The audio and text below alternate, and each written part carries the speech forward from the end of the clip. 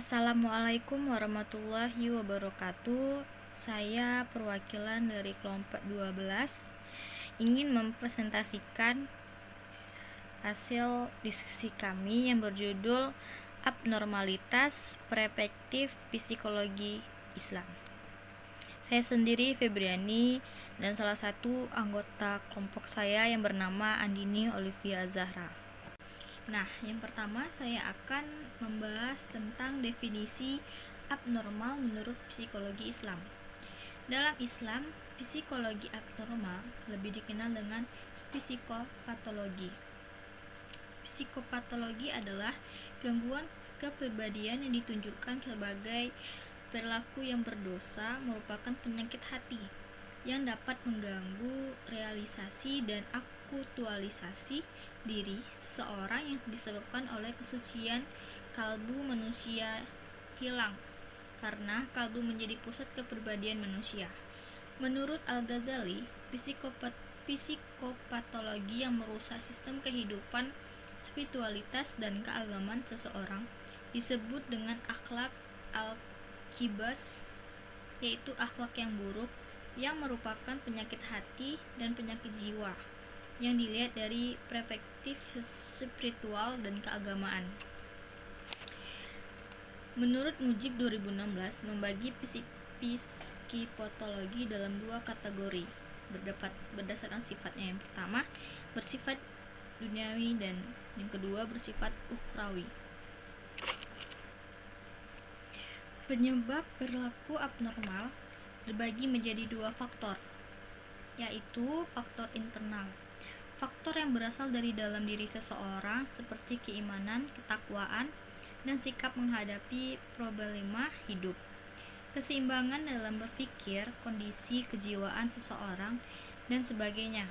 Yang kedua ada faktor eksternal.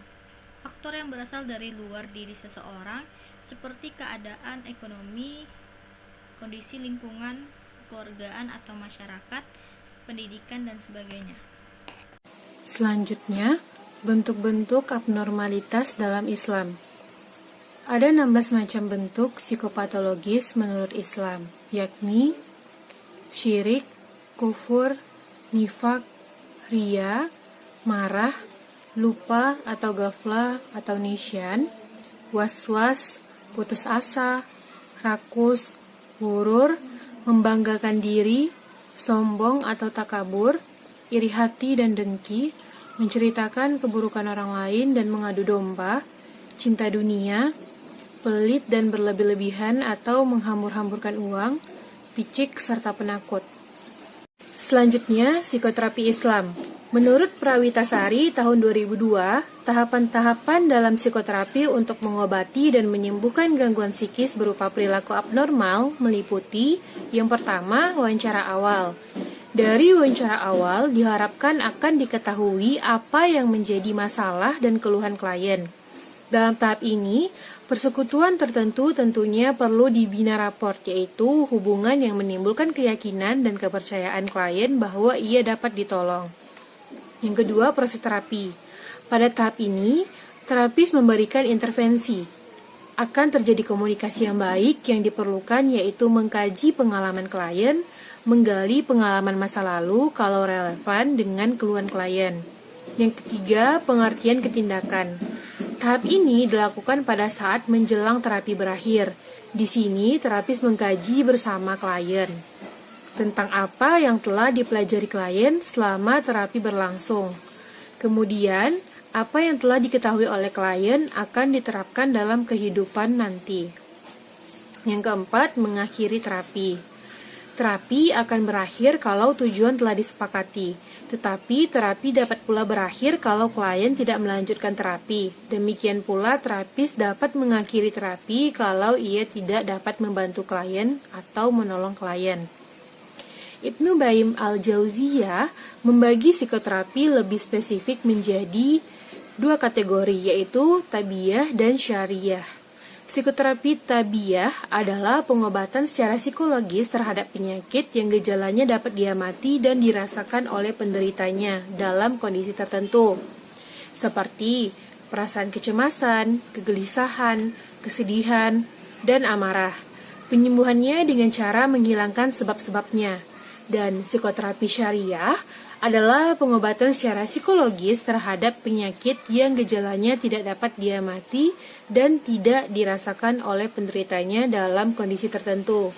Tetapi, ia benar-benar penyakit yang berbahaya, sebab dapat merusak kolbu seseorang, seperti penyakit yang ditimbulkan dari kebodohan, subhat, keraguan-raguan, dan syahwat. Dan psikoterapi dalam Islam yang dapat menyembuhkan semua aspek psikopatologi baik yang bersifat duniawi, ukhrawi maupun penyakit-penyakit modern adalah sebagaimana berikut. Yang pertama, membaca Al-Quran. Al-Quran dianggap sebagai terapi yang pertama dan utama, sebab di dalamnya memuat resep-resep mujarab yang didapat menyembuhkan penyakit jiwa manusia. Yang kedua, sholat. Terapi yang kedua adalah sholat di waktu malam. Sholat yang dimaksudkan di sini bukan berarti sholat wajib dengan mengakhirkan sholat isya.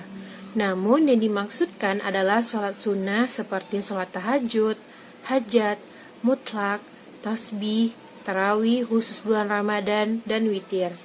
Peranan sholat sendiri, menurut Ancok 2004, ada 4 aspek terapi yang terdapat dalam sholat, yaitu aspek olahraga, aspek meditasi, aspek autosugesti, dan aspek kebersamaan. Yang ketiga, bergaul dengan orang saleh. Orang yang saleh adalah orang yang mampu mengintegrasikan dirinya dan mampu mengaktualisasikan potensinya semaksimal mungkin dalam berbagai dimensi kehidupan. Jika seseorang dapat bergaul dengan orang yang saleh, berarti ia dapat berbagi rasa dan berbagi pengalaman. Nasihat-nasihat orang saleh akan dapat memberikan terapi bagi kelainan atau penyakit mental seseorang. Yang keempat, puasa. Puasa dapat menyembuhkan gangguan jiwa, sebagaimana yang dilakukan oleh Nicole, seorang guru besar yang bekerja pada lembaga psikiatri Moskow, mencoba menyembuhkan gangguan kejiwaan dengan berpuasa. Dalam usahanya itu, ia menterapi pasien sakit jiwa dengan menggunakan puasa selama 30 hari. Dan ternyata, pasiennya sembuh dan bahkan selain itu kemungkinan pasien untuk tidak kambuh kembali setelah 6 tahun kemudian ternyata sangat tinggi. Dan yang kelima, zikir. Zikir dapat mengembalikan kesadaran seseorang yang hilang, sebab aktivitas zikir mendorong seseorang untuk mengingat, menyebut kembali hal-hal yang tersembunyi dalam hatinya. Zikir juga mampu mengingatkan seseorang bahwa yang membuat dan menyembuhkan penyakit hanyalah Allah Subhanahu wa taala semata, sehingga zikir mampu memberi sugesti penyembuhannya. Yang keenam, terapi doa. Doa adalah harapan dan permohonan kepada Allah Subhanahu wa taala agar segala gangguan dan penyakit jiwa yang dideritanya hilang. Allah Subhanahu wa taala yang memberi penyakit dan Dia pula yang memberikan kesembuhan. Quran Surah Al-Syurah ayat 80. Doa dan munajah banyak didapat dalam setiap ibadah, baik dalam sholat, puasa, haji, maupun dalam aktivitas sehari-hari. Dan adapun metode-metode yang dipakai dalam psikoterapi secara Islam untuk mengobati dan mengatasi perilaku abnormal adalah yang pertama, metode ilmiah. Metode ini merupakan metode yang sering diaplikasikan dalam dunia pengetahuan pada umumnya, di mana untuk membuktikan suatu kebenaran dan hipotesa dibutuhkan penelitian secara empiris di lapangan. Maka, melalui metode ini dilakukan berbagai teknik seperti interview atau wawancara, eksperimen atau percobaan, observasi atau pengamatan, tes, dan survei di lapangan. Yang kedua, metode keyakinan. Metode ini merupakan metode berdasarkan suatu keyakinan yang kuat yang dimiliki oleh seorang peneliti. Dan yang ketiga, metode otoritas. Metode ini menggunakan otoritas yang dimiliki oleh seorang peneliti dan psikoterapi, yaitu berdasarkan keahlian, kewibawaan, dan pengaruh positif. Apabila seorang psikoterapis memiliki otoritas yang tinggi, maka sangat membantu dalam mempercepat proses penyembuhan terhadap suatu penyakit atau gangguan yang sedang diderita oleh seseorang. Yang keempat, metode intuisi. Metode ini berdasarkan ilham yang bersifat wahyu yang datang dari Allah Subhanahu wa taala, di mana metode ini sering dilakukan oleh para sufi dan orang-orang yang dekat dengan Allah Subhanahu wa taala. dan mereka memiliki pandangan batin yang tajam dan tersingkapnya alam kegaiban. Nah, itu tadi